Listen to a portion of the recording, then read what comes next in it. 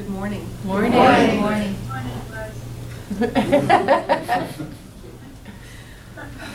I just wanted to first thank Reverend Bill and Reverend Sharon for this opportunity to be here to share my thoughts with you today, and of course for the support and love from my fellow ministers in training and everyone else that's in that position as well. As spiritualists, we probably talk about death more than most people in our understanding of the continuity of life. To prove that death isn't an absolute end, the average number of deaths in the United States is 7,500 people per year, which doesn't give us much consolation, but at least we know that we're not alone in our grief and in our loss. And even knowing what we know as spiritualists, it doesn't exempt us from the pain of the loss. And we've all lost someone in our lives at one point that has probably left us devastated. We never really fully prepare for it. Grief doesn't come with a manual, and grief doesn't look the same on everyone.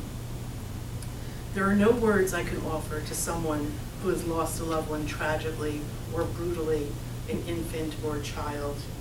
And even if it's a parent or a friend taken by illness or just by nature, natural causes, a wound is still a wound. The best we can hope for is to somehow get through it. I lost my father back in March after a 3-year battle of colon cancer. It was another hard loss for me, having already lost my mother 15 years ago. Now I'm officially a member of the Adult Orphan Club, which, by the way, I am up for adoption. If anybody at all. Our parents are really our connection to the world. They are the record keepers and the witnesses to our life. Our milestones, our accomplishments, our sorrows, and our joy, they're there for all of it. But my relationship with each of my parents was very different, and so was my grief. I know the drill. I know there's steps that we have to go through, and I have to allow myself to go through those steps. But as one who also practices healing, I also know that it's imperative for my own survival to have a self-healing practice in play. Whether you do Reiki, yoga, meditation, go for a walk, or just sit outside in nature, it's crucial that you take time to at least try to reconnect to your divine essence and to remember that your life has meaning and purpose and that your story still continues. I was heartbroken over my father's loss, physically sick, in fact. I especially thought about my stepmother, who had been at his side for 38 years and for the past 3 years had taken care of him night and day. When you lose someone like that, you're used to them being there, and their sudden absence can be especially painful and tremendously lonely. I was very close to my mother. When she passed, I literally didn't know what to do myself. We were together every weekend, Saturday and Sunday would roll around, and I was bouncing off the walls. What do I do? And every weekend was a constant painful reminder of what I had lost. And eventually I had to figure out what to do with that time. As I had to go through this process once again, I tried to do it this time with more awareness. And this time, I wrote some tips down that I found helped me and maybe can help someone else one day. Allow yourself moments of grief, but try your best to balance it with moments of joy. If you can't find joy, then try to create it. And this is especially important if you have young children with you who are grieving alongside of you. They need to know especially that it's okay to have happy moments and it's okay to laugh. Focus more on the celebration of their life rather than the mourning of their passing. Find ways to honor them and include them.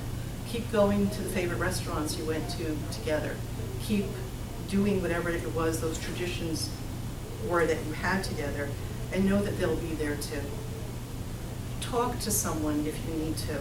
No one else can know exactly how you feel, as we each go through the process differently. It's okay to tell someone that you feel like you've just had your heart ripped from your chest, that you're angry, or that you don't know if you'll be able to get through this. Even if all they can do is say, I know and I'm here for you. Family and friends do that for each other, so give them the opportunity to. I once wrote, I rest my weary head upon your shoulder, and you try to lift me. But when you can't, I'll find the strength to lift us both. because somehow in our weakest moments we find our truest strength. Take people up on their offer to help you. Even if it's just washing a few dishes or making a few phone calls on your behalf. Sometimes it's nice to have a distraction for yourself, but sometimes you just don't have the energy. It's okay to let someone else take over for a while. Allow yourself the healing touch of a hug. Hugging is one of the most nurturing things you can do for each other. You just ask a child who ever had a boo-boo. A hug is healing and it makes us feel safe. Give them and get them as often as you can and as many as you can. Pamper yourself physically because the emotional pain can manifest in your body and absolutely you can become ill from it. Maybe a nice long bubble bath or whatever it is that makes you feel good.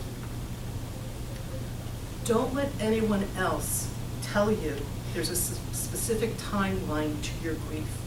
Some people recover faster and others may take months or even years. When my mother, who's also my best friend, died, I just kept thinking, if I just get through the first year, the first birthdays, the holidays, the celebrations, just get through the first year and you've got it. So I thought.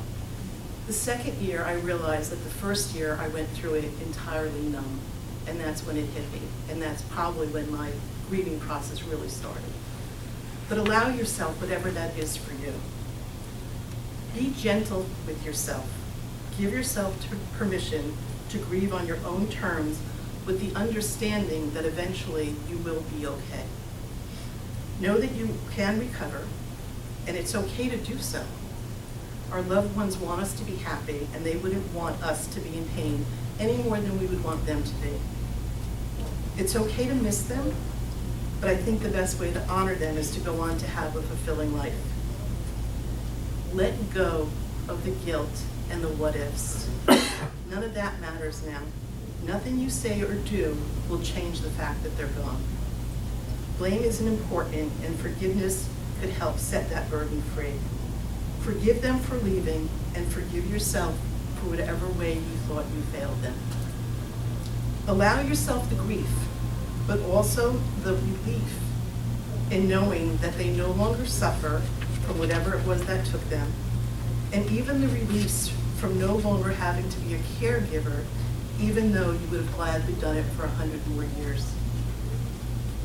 Know that your loved ones continue to be with you, and allow yourself the opportunity to feel their presence. Say whatever you think it was that you didn't get to say, and trust that they will hear you. Open your heart to receive their love.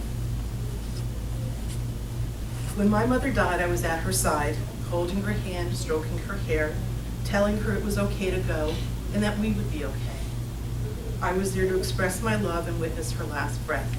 And I think giving her permission actually helped her tremendously in her transition. The morning my father died, I was still recovering from emergency surgery I had had back in January. I couldn't get to be at his side or say goodbye or even attend his funeral. I was physically ill, and on top of everything else, I was guilt-ridden. But I knew in my heart that it wouldn't have mattered to him, at least not now. And honestly, the opinion of anybody else who would have judged me for it honestly didn't matter to me. I didn't need that burden on top of everything else that I was going through, and I chose to let it go. I knew my father knew what was in my heart. So instead of sitting with my pain that day, I did some self-Reiki, I went for a massage, and I got a haircut. And had I had enough time that day, I probably would have gotten a manicure too. Probably not things that most people would have done after just receiving such horrific news. But I felt so out of control in my grief that I needed to ground myself in whatever way I could. I was still heartbroken, but a little self-love and pampering definitely helped. That day, my hairdresser was just as much of a healer as was my massage therapist. They both consoled me. Those broken cracks in our heart cause some love to seep out in the midst of our pain, but they also allow more love to come in. Loss isn't something we ever really get over, but we do find a way to get through it, a way to go on in spite of it. So in closing, I just want to wish all of you so much love and healing, whatever bits of your heart that may be broken too. And I know that one way or another, we will be okay. Thank you.